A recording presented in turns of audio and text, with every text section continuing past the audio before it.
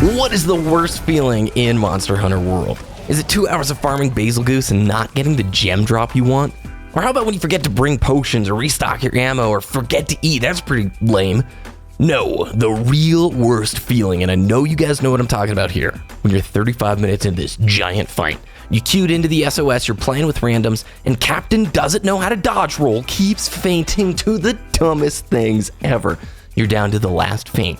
The monster hobbling into its lair. You know it's only going to take one more hit to take him down. And the dude that doesn't know how to dodge roll suddenly gets run over by this thing like a truck. He faints, you lose the fight, get absolutely nothing, 35 minutes down the drain. I know you know that experience because this happens a lot, especially when you queue up with randoms.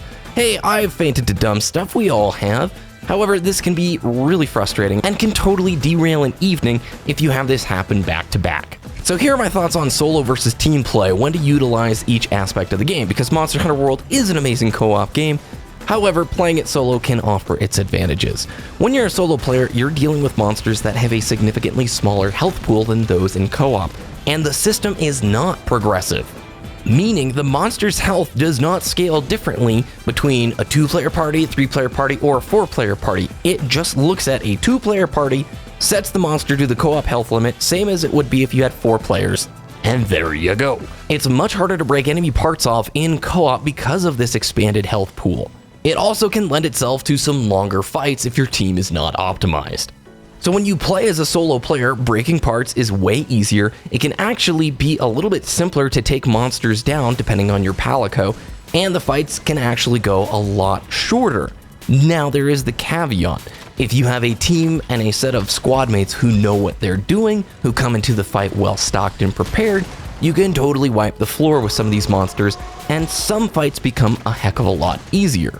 However, you roll the dice completely when you SOS into groups. I've found a lot of times it's hit or miss. I love those high rank hunters who restock their flash pods, utilizing traps, absolutely being helpful with the team level buffs, you know, throwing down that hard shell powder. But more often than not, I'm finding people who aren't dung potting extra animals that are coming into the fray, aren't flash potting enemies out of the sky, and generally are not very courteous when it comes to their giant, swinging, stun-locking weapon animations. I recommend going the solo direction on evenings where you're really looking to farm parts and don't want to put any of that farming time at risk to a random fainting during your hunt. There's a great sense of accomplishment when you take down some of these tougher monsters as a solo player as well. One of the best tips I can give you is get yourself the Palico Coral Horn.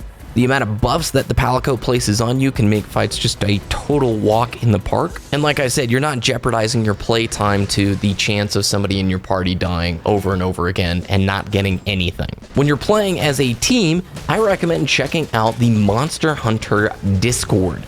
There is, from the Monster Hunter subreddit, the Gathering Hall Discord that has over I think 9,000 or 10,000 members in it currently, and these are players who range from Monster Hunter 4 generations all across the gambit, but essentially a lot of players who are playing Monster Hunter World right now.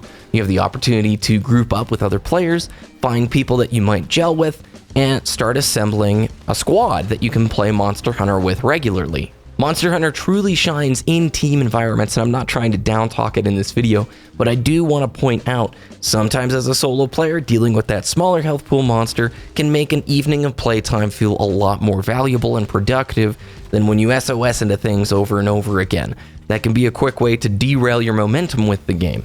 Also, the team aspect of this game is fantastic. You can put together some incredible squads that can wipe the floor and take monsters down way faster sometimes than solo players if they're coordinated enough. However, trying to find players that you can play with regularly, that are positive members of the squad, they'll bring the right gadgets, they'll restock the right gear, and they won't be totally stun locking you in giant animations. Those are the types of hunters you want to assemble with and play on the regular with. I'll leave a link to that Discord in the description down below. Thank you guys very much for watching this video. Let me know what you're thinking of Monster Hunter World so far and what HR you're at. I'd like to kind of get a good grasp of where you are. I'm at that HR 49 roadblock and looking forward to progressing into the next section of the game. Thanks for watching. Have a great rest of your day. Subscribe if you enjoyed, and we'll check in with you next time.